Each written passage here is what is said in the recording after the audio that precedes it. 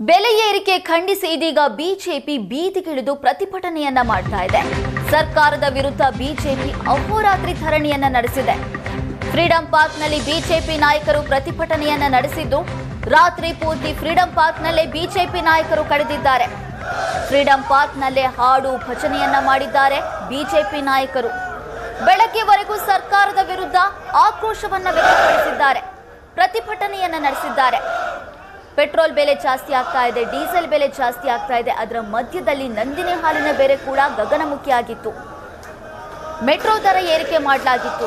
ಎಲ್ಲ ದಿನನಿತ್ಯ ವಸ್ತುಗಳ ಬೆಲೆ ಏರಿಕೆಯಾಗಿದ್ದು, ಬೆಲೆ ಏರಿಕೆ ಖಂಡಿಸಿ ಫ್ರೀಡಂ ಪಾರ್ಕ್ನಲ್ಲಿ ಬಿಜೆಪಿ ಅಹೋರಾತ್ರಿ ಧರಣಿ ನಡೆಸಿದೆ.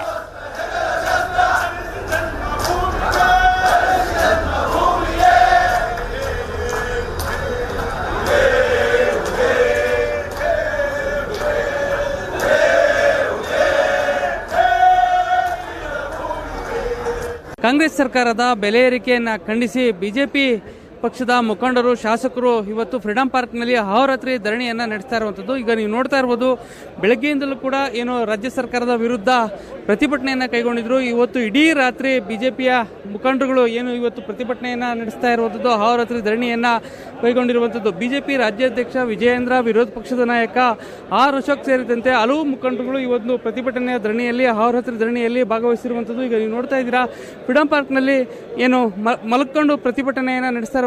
ಇಡೀ ರಾತ್ರಿ ಅಹೋರಾತ್ರಿ ಧರಣಿಯಲ್ಲಿ ಪಾಲ್ಗೊಂಡಿರುವಂಥದ್ದು. ನಮ್ಮ ಜೊತೆಗೆ ಮಾತನಾಡೋದಕ್ಕೆ ವಿರೋಧ ಪಕ್ಷದ ನಾಯಕರಾಗಿರುವಂತಹ ಆರ್ ಅಶೋಕ್ ಇದ್ದಾರೆ. ಬನ್ನಿ ಕೇಳೋಣ. ರಾಜ್ಯ ಸರ್ಕಾರದ ಬೆಲೆ ಏರಿಕೆ ನೀತಿಯನ್ನ ವಿರೋಧಿಸಿ ಪ್ರತಿಭಟನೆಯನ್ನು ಕೈಗೊಂಡಿದ್ದೀರಾ.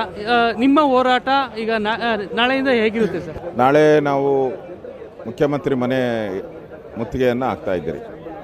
ಯಾಕೆಂದರೆ ಬಡ್ಜೆಟಲ್ಲಿ ಇವರು ಸರ್ಕಾರ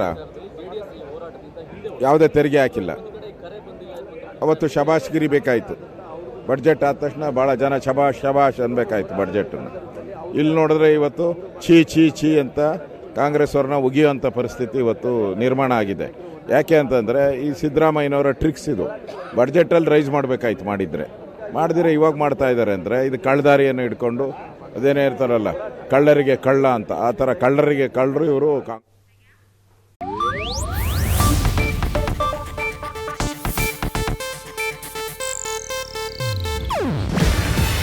ಇದು ಏಷ್ಯಾನೆಟ್ ನ್ಯೂಸ್ ನೆಟ್ವರ್ಕ್ ಪ್ರಸ್ತುತಿ. ನೀವು ನೋಡ್ತಿದ್ದೀರಾ ಏಷ್ಯಾನೆಟ್ ಸುವರ್ಣ ನ್ಯೂಸ್.